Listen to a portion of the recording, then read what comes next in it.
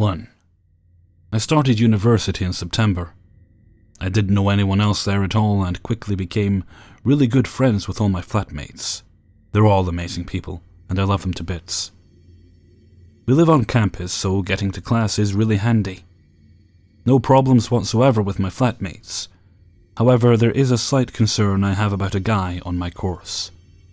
I met him after it started. He was friendly, kind, and I could chat away to him easily. I would sit next to him in class most days, and he was always super nice. As university students do, my flat and I went out one night to a nightclub. He texted me a good few hours before asking what I was up to. I said I was going out, and he asked if he could come, and I didn't see a problem with it. We get there, and he felt my hips, waist, arse area, and it made me very uncomfortable while at the bar. It's here I'd like to clarify I didn't show any interest in him at all, as I wasn't and am not interested at all. I didn't show him any affection, make a move of any kind of his advances, and I made it clear I wasn't interested when I rejected him when he tried for a kiss. That night, I brought someone else home anyway though, and we all felt bad. It turns out later he went home earlier anyway, and he came over when we got back uninvited. We live on campus, which has many blocks of flats, and he lives in a 2-minute walk from me. He rang the bell. We were confused as to why he was there, but okay. We continued drinking anyway. He seemed quite jealous when he arrived to see the fella I came home with sitting there.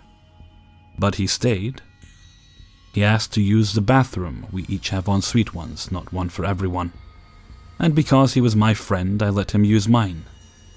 He left shortly after, and when I myself went to use the bathroom, I found that 2 pairs of my underwear that had been worn had been taken out of the washing bag and left in my bathroom. No one had been in my room aside from him. My flatmates and the fella I came home with told me he seemed really into me, and I genuinely didn't realize and felt bad but a little creeped out. Now this happened on Wednesday. I went to bed early around 10, but was on my phone talking to my friends from home, and was going to sleep soon after as I had to meet with someone early the next day. He texted me saying, "Hi, what's up?" and all that. I replied because I was still pretty friendly with him. He was drunk and invited me to his. I said no. I was in bed, about to go to sleep. Then he asked if he could come over. Again, I said no, I was going to bed. He asked repeatedly, and I kept saying no, I was going to sleep. He asked what block I was in, even though he was in it before. I stopped replying after the 7th time he asked me if he came over. I heard someone walking outside my ground floor window, and I thought that it seriously couldn't have been him. I didn't want to look out, so I messaged my flatmate to peek out. He described who was standing outside my window, and it was him. I could hear the leaves beneath his feet, and I was pretty creeped out. Then he rang the bell multiple times, and it's a loud buzzer and sounds far scarier when there's someone you don't want outside. He then messaged me saying he was lost and to come outside. He wanted to see me, etc. I then heard the leaves crunching again, and him trying the window that I foolishly left open, even though we are advised to, as our rooms can get quite damp. He was really trying to get it open, and thankfully it was on a latch. I was terrified. I texted my flatmates what to do, and they didn't know what to do either. And the boys were willing to go out and confront him, but I told them not to, as for all I knew he could become a violent drunk.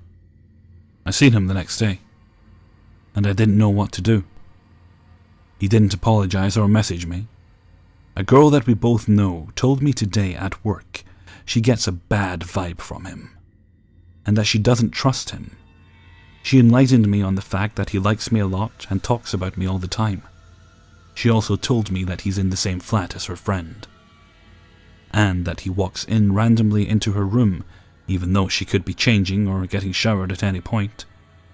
I don't know if I should ask him about it, but I'm not very comfortable with talking to him anymore. Also, I would like to know what to do if he were ever to do the same again. 2. Several years ago, I was in a bit of a financial pickle. I was 21 with shitty job history, a shitty job, and shitty credit. You know, like most 21-year-olds. My living situation went sideways, and I had temporarily moved back home with my folks. As anyone who has ever had to move back home as an adult will tell you, this was a terrible, horrible situation. And I was in a rush to get back out on my own. Which is why when my best friend, similar position in life at the time, told me that an apartment had opened up at her shady-ass complex, I actually jumped at it. If you're from around here, then you'll know that every apartment complex in that town is kind of shadester. But for those of you not from there, this place is a shady non-town outside of another non-town, with more liquor stores than any other establishment, and several apartment complexes with no credit checks and same-day move-ins. A couple months went by, and while the cops did occasionally show up in our parking lot, and you had to watch your step for more than one broken bottle, it wasn't the worst place to live. I worked the night shift at a large retailer, shuffling around freight in the back, hating every minute of every shift. So one night, while I trudged up and down a ladder like a zombie at work, my cell phone fell out of my back pocket. At the top of the ladder, I grabbed at it, obviously missing, and died a little as I saw it smack the ground and go black. No amount of restarting or shaking could fix it. The LCD was completely shot. Fucking fuck. I thought to myself, and decided this was a good enough reason to go home mid-shift. Remember that thing I said about shitty job history? Yeah, you can clearly see why. Driving home at 3 a.m. on some random weekday. Night shifters know how weird it is keeping track of actual days of the week. I turned on to the dark back road that led to my apartment building. I saw something faintly up ahead in the road, and immediately think it's someone's dog. I pulled up slower, praying that I wasn't coming up on someone's dead pet, and saw that there was actually a teenage boy laying on the side of the road waving. There was a bike laying in the dirt next to him. Holy shit! The kid saw me and jumped up, weaving toward the driver's side of my car. Now, I may have made a lot of poor decisions at this point in my life, but thankfully I hadn't gone completely brain dead. I suddenly thought of all the warnings to young women about how serial killers and rapists would lure girls in by playing to their kind hearts. I locked the car doors, but cracked the driver's side window. Are you okay? What happened? Let me get some help. I got hit by a car. They fucking left me. I need help. The kid looked dazed and was scuffed up, but something about him also set my nerves on edge. I'm going to call for help, okay? I grabbed at my cell phone, and then remembered the damn thing was basically useless due to its ladder plunge. My cell phone is broke, but I live nearby here, okay? I will get help. I hoped he didn't think I was lying, but then I didn't care. The kid slammed his hand against my car. Just let me in. I need help now. I promise I will get help and come back. Everything will be okay. I felt torn. I wasn't going to let this kid into my car, but at the same time I couldn't blame him. If I was scared and hurt, I would probably be frantic too. The kid slammed his hand against the car again, and I started driving. I hadn't been exaggerating. It was a 30-second drive to my apartment. I didn't have a landline, and I didn't want to somehow lead this kid to an empty apartment with no way of calling for help. I saw my best friend's boyfriend's car parked in her spot, and was immediately thankful for the stroke of luck. I ran up the steps to her apartment and began banging on the door. Roy answered the door, probably expecting a crazy person, and was immediately even more alarmed to see me. What's going on? Why aren't you at work? I breathlessly explained that some kid had been hit by a car off the back road, but my cell wasn't working, and that I needed him to come back with me. Melanie, my best friend, emerged from her room, sleepy and equally confused. Roy immediately took charge, told us both to get into the car, and drove us back to the boy. The kid was still there, waving us down. Roy, a large man, Mel and myself all got out of the car. "Help! I need help!" "I'm here to help. My friend saw you and came and got me, okay? Calm down." "I got jumped by this gang, man. They beat me up and stole my backpack and rode off," the kid said frantically. I immediately became alarmed. That's not what he told me at all. I looked at Mel, my face clouding over. "I thought you got hit by a car. Why did the gang jump you?" "What? Yeah, they beat me up and then someone hit me with a car." Plausible. I was still confused though. Roy also seemed wary of this change in the story. "Listen man, let me call an ambulance, okay? You tell me your name?" The kid lost his shit. He screwed his face up and clenched his fists, hitting the side of his head. No, no, no, no! Just let me in the car, man. Just take me to your house." Roy was done. "That's not happening, kid. I'll call an ambulance and the police. And I can wait with you till they get here. But we can't bring you back with us." The kid slapped the side of his head some more and then, in the most disturbing thing I've ever seen, grabbed fistfuls of his shaggy hair and began pulling it out of his scalp. That sound is still the most disgusting and alarming thing I've ever heard. Roy gave Mel and I get the fuck out face, and we jumped back in the car. "I'm calling the police, okay? I will tell them you've been hurt, and you need an ambulance." Roy began dialing, and the kid began stomping around and screaming, "Take me to your house. Just get me in the car. Why won't you take me home? Fuck you, fuck you, fuck you, fuck you!" The kid stood in the street, blood trickling from where he'd torn up his scalp. Roy got back in the driver's seat and spoke with the cops as the kid raged outside. He then came to the window, staring so intently at us that I felt like my skin had shriveled up and fallen off. He began kicking the tires, and Roy, clearly fucking over it, drove off, the kid grabbing frantically at the back of the car. Roy drove past our turn, around Peters Creek twice to avoid leading the kid to the apartment complex, and then back down our road. The kid was gone. The bike, the kid, just gone. No idea where he took off to. We never saw the kid again.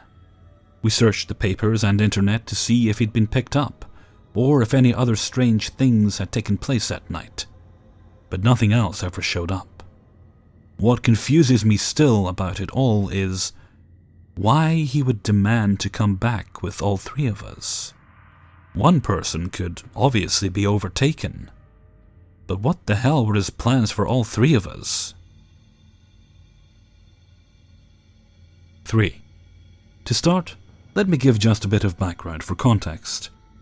I'm female, age 20, attending a university in a city about 45 minutes away from my suburban town, and I commute back and forth by train. Also been happily taken for 5 years now. Back in February, I was doing as I always did 3 days a week, around 2:30 in the afternoon, waiting at the station for the train. I walked up to the platform, out of breath from climbing 50-odd steps to get up there, and stood over by one of those free-standing platform advertisements, and leaned up against it to rest. There was some larger guy, looking not too much older than myself, wearing a long black peacoat and dark pants standing nearby, but I didn't take much note. Suddenly, he smashes his arm, up against the billboard as if he fell into it. I glanced over at him and he immediately said, "Sorry," in a surprisingly light, creepy Michael Jackson-sounding voice. For a guy his size, he was roughly 200 pounds and about 5'7", 5'8". Something seemed peculiar about that action, that he just did on the advertisement. It almost looked like he intentionally banged into the billboard to get my attention. It looked pretty stupid out of my peripheral vision, and didn't sit right with me. That segued into us chatting while waiting for the train. Bear in mind that this entire interaction happened in only a span of 5 minutes. Because I make sure I walk myself to the train, with only little time to spare so I'm not just hanging around at the station after school. The area doesn't have the best reputation for safety and low crime. Anyways, so this guy bothered me right off the bat, but I couldn't quite put a finger on what about him that I didn't like just yet. I like to give people a chance before I form solid opinions on them. I figured maybe I'll make a friend at the train, so I'm not always by myself. So the train arrives shortly after, and I get on with him following closely behind me. Not anything abnormal when the train arrives.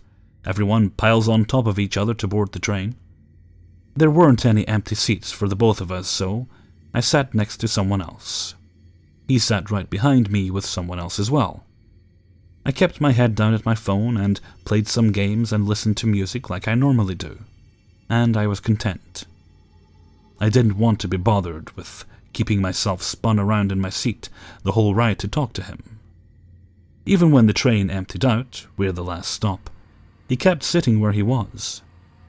When we arrived, I got up, pulled out my headphones, and he says, "Candy Crush." So I happily nod and tell him that I'm addicted to playing it, etc., etc. Normal chatter, but a bit unnerving that he was peering over the seats to look at what I was doing. Not too abnormal though, I guess. So we get off the train and walk back to wherever each of us parked. We're chatting and he says, "So I see you go to school on Mondays, Wednesdays and Fridays. I always see you at the station in the morning and afternoon." I thought, weird. Never once during our interaction so far have I told him that I went to school on those specific days. Hell, I didn't even tell him I went to school. Some people at that station don't necessarily attend my school, even though the station is right by campus. So I said, "Yeah, I do." Still lighthearted because I figured, well, it can't be that hard to deduct that I'm a student, with my backpack and casual clothes and all. Also, I wasn't as creeped out by him knowing the days I went to school, until I thought back on it later.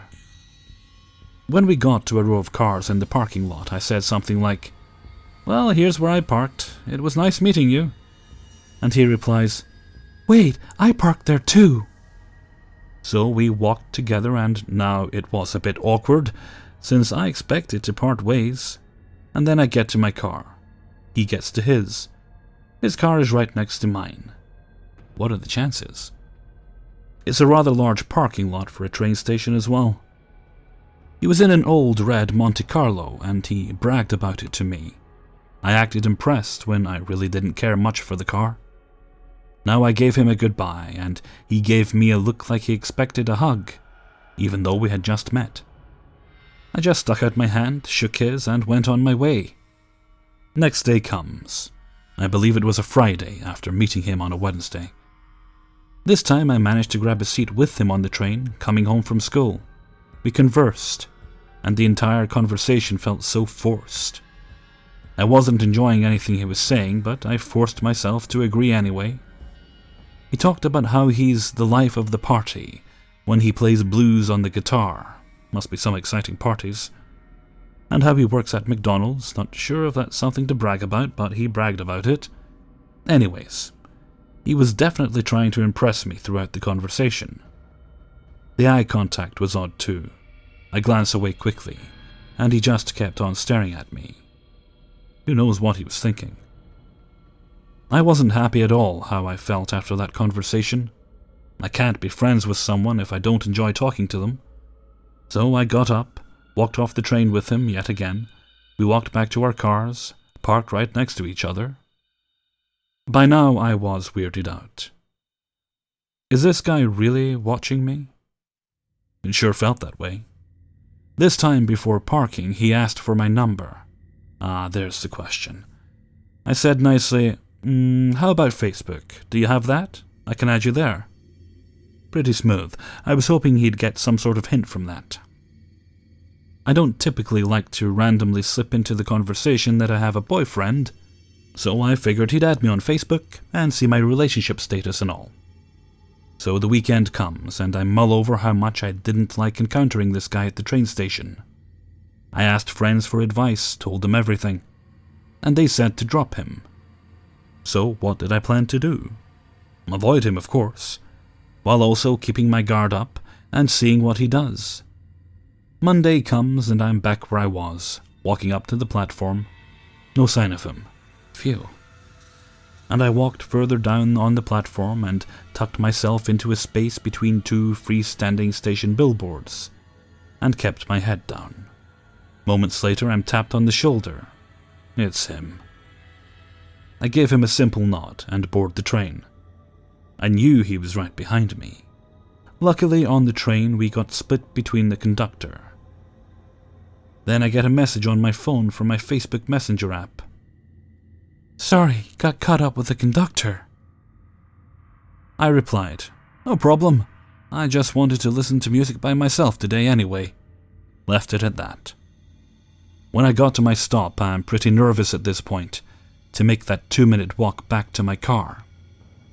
I call up my boyfriend just to make myself look busy as I got off, and to have him on the line in case of something. I'm walking to my car now, being pretty sneaky about how I walk to it, weaving in and out of rows of cars. Then out of my peripherals I see him following me. Even though I was taking the most inconvenient paths possible, he was on my tail, and it was pretty clear that I was using a phone. My voice got a little more distant and my boyfriend asked what was wrong. Finally he catches up to me, and we cross paths and I randomly decide to say, babe, mid-conversation to my boyfriend on the phone, hoping this guy would hear and back off like, okay, she's probably talking to her boyfriend, I'll leave her be. Nope, he's still following me. Finally, I sped walk to my car, and this time he was parked in a different spot, and different row from me. Phew, got in my car, drove home. I'm not a particularly paranoid person, and this was the first time someone actually creeped me out, to the point of me having to put real thought into ways to avoid this guy. After the phone incident, I continued to avoid him for another 2 weeks. Finally, while trying to remain once again inconspicuous at the station, I see a shadow next to me, but I keep my eyes on my phone. Then he bends down and waves his large hand up at me to get my attention. I looked up. He asked me where I've been, and that it's been 2 weeks, as if he was keeping track. And then I told him, you know, I realized I prefer to be by myself at the station, just listening to music and all. I'm sorry. He gave the most ridiculous scowl I've ever seen on a human, gave a quick, okay, and walked off. Phew, home free, problem solved. Or so I thought. When I arrived back at the parking lot, I went to my car, without hardly a worry now. I didn't rush as much this time, pulled out of the parking lot and made my way home. When I was about 5 minutes away from my house, I see an old red car speeding in the opposite direction. It was at classic Monte Carlo, and the driver looked familiar. My heart's racing at this point. My gut told me it was him. I wondered why he was driving around there. I knew his town was not in this direction at all. Was he looking for me in my car? He knew the general direction that I went in to get home because his car was behind mine when we pulled out of the station one day. That scared the living hell out of me, and I hoped to never ever see him in that stupid car ever again. Luckily I didn't. Today I still see him out of the corners of my eye, looming around by the top of the stairs to the train station platform. When I walk past, I feel his eyes. But he's not coming over, and he's not speaking. So for now, I feel safe. Hey everyone, Hellfreezer here, and thank you very much for listening to 3 True Scary Stories, episode 149. Many thanks, of course, go to everyone who allowed me to use their stories in this video. Right, I'm about to start a massive amount of work this week, as I'm planning on next Monday to release the 30 special. I think that'll be number 4, won't it? I'll have to check, I think it's number 4. And that will be the last big video I do until January sometime. We will, of course, still have the regular videos, but it's going to be the last of the really long ones. Trying to keep them to every 2 months. We only had that other big one there a few weeks back because of Halloween. I think I've actually got everything I need story-wise now, so it's just a matter of recording. And I'll do it like I did with the last one. Just do it in bits, pace myself. We get much, much better results that way. And it also means that when the video is done, you have a much less stressed hell freezer, which is good. Okay, I think I'm going to head off for now, so until next time, thank you very much for listening, and take very good care of yourselves.